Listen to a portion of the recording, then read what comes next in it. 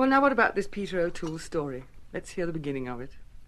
I was born in Ireland and brought up in Yorkshire.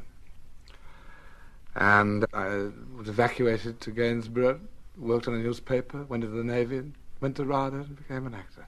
Well, that's one kind of story. Now tell us the real story. I was brought up in a place called Hunslet, which is a remarkable place. It's unique. It's a kind of religion. It's a way of life more than a suburb. It's about 4 square miles of rabbit warrens, one up, one down houses, which was built very rapidly and rather badly by the copper buses in the Industrial Revolution. And the people who lived there initially were from the green belt of Yorkshire, the Dales, who moved in and overnight became engineers and string makers and Yorkshire relish sauce makers, the whole schmear. And they lived on Yorkshire pudding, which was then hardtack. It was flour and water fried in a pan. It's now become a delicacy. And it's a remarkable place because the mums and dads remember their mums and dads who were indeed, Yorkshire dialect farmers, and it's cobbled and it's isolated, it's very insulated. What kind of people live there? Are they fairly sort of well-to-do now? Well, now, most of it's been knocked down. In fact, you go down the road, you come to nothing at all. It's very strange. Very prosperous now because there is money in the engine company. Once on a time there wasn't. Very poor. And the strange thing is, one of my vivid memories is asking my mother, why is everybody who's old crippled? And in fact, last Sunday I took a young reporter up with me, a Bristol reporter, and we went round all Hunslet, up and down the lanes and by lanes, and we counted, and we saw 17 people who we estimated were over 70. And of the 17, 14 were either totally deformed or partially deformed. They clearly had rickets or green stick fractures and humpbacks and things, which was malnutrition, pellagra, sort of John Steinbeck stuff. But it's no longer like that anymore. No, far from it. Very prosperous. The television aerials are sort of bristling all over the place. Did you go to school in the place? Or? No, I didn't. You see, initially we'd lived in a posh part of Leeds for things went a bit cockeyed, and I didn't go to school, really, very much at all. When the war started, much to my intense delight, schools were closed, and I was then 6. And when they opened again, I went to hospital for a long time.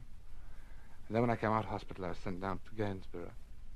I was sort of in farms and things. I lived with a family called Kirkland, who were millers. And in fact, we had the mill behind the mill on the Floss. I sort of messed around the mill and the farm. And I came back to Leeds when I was 12.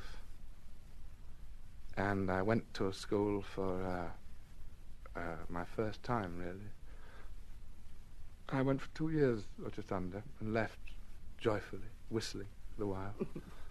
Had you any idea then what you wanted to do with life? Yes, be famous. In any way? Oh, yes. When was your first job, in fact? When I was 14. I left school, which rather annoyed and amazed my parents, who had other plans for me. Because I really couldn't bear school. They couldn't teach me anything that I wanted to know. I've got the kind of mind that rejects anything that I don't want to know. And it was what they could teach me I could get out of books anyway, and did, and had done. I went to the Yorkshire Evening News, and I asked if they'd take me on, gave wrong ages and all that terrible nonsense, which I'd read that someone else had done, and so I did it. And they accepted me. What kind of jobs did you do in the beginning? On the news? Yes. Oh, the usual, I was a great tea maker and runner, inquests, coroner's courts. But the most fun I ever had was in the photographer's department. You did photography as well? Oh, yeah. In fact, it's the only thing I enjoyed. And I finished up as assistant art editor on the paper. I took a photograph of a horse that had just jumped through a window. I happened to be around, and the horse was still standing there. Again, I'd never been to a rugby league match in my life. But a photographer took me with him to this rugby league match, and there was a huge Australian wingman called Lionel Cooper, who was 14.5 stones, could do the 100 yards in 10 days. He was an even timer. And I can remember, I didn't know which end of a camera was what, but I'd gone with a photographer and he'd given me a camera to show me how to work it. It was part of the thing.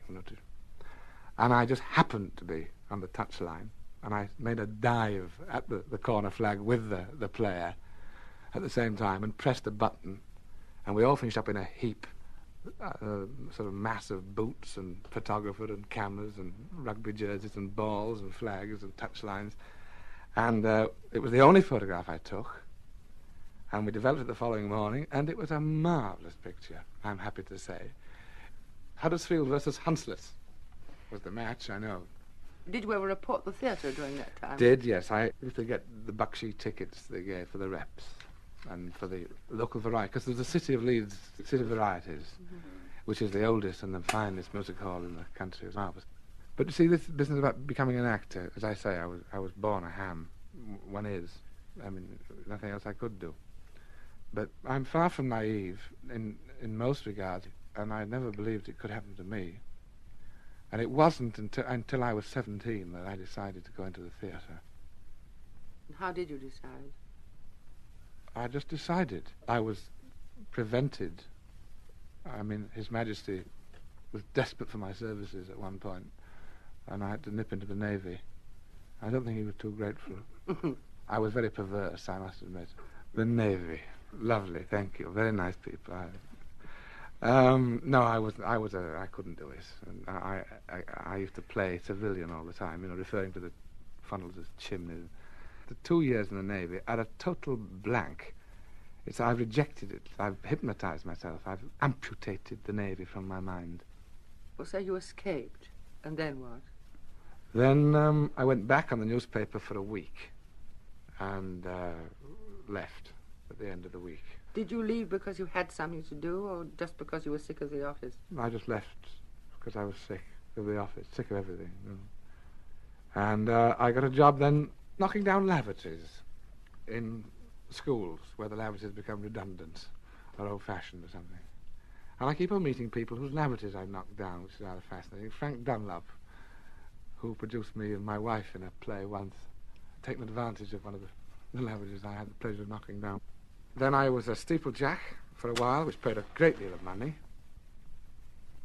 And I rather enjoyed the giggle of climbing up chimneys and things, brewery chimneys. I used to sweep the tops off. And I collected quite a little bit of money. And I'd had various contacts with various reps who were anxious that I should go to them, but I wasn't too keen, I'm afraid. So I thought, well, the best thing to do is to go to a school for a while, because I still had this ghastly Irish Yorkshire accent I thought should be ironed out. And I moved like a spastic camel. And I felt things should be done about this, so I thought I'd go to school. But which one, I hadn't the faintest idea. Or what, or why. But I went off with a painter friend of mine. Do you want to hear a story? Yes, right, I'll tell you a story. We set off, this boy and I. Patrick Oliver is his name. He's a painter, a very fine painter. And his father was the then assistant editor of the Yorkshire Post. We decided we'd go around the British Isles, seeing all the theatres. We went to old Glasgow, Birmingham, Bristol, everywhere. We finished up in Stratford, which is rather a wheel of circumstances. I remember we had exactly 25 shillings between us by the time we got to Stratford. We were going down to London, this was our aim, to put the arm on my lovely sister who had lots of pennies, to knock her for a fiver. And we saw King Lear, remember, Redgrave's Lear. I think the tickets were 11 and 6, which left us with 2 bob. We went into a workingman's cafe, and we had 2 dinners each, and then we ran for the door. And I still never passed that workingman's cafe in Stratford with that terrible twinges.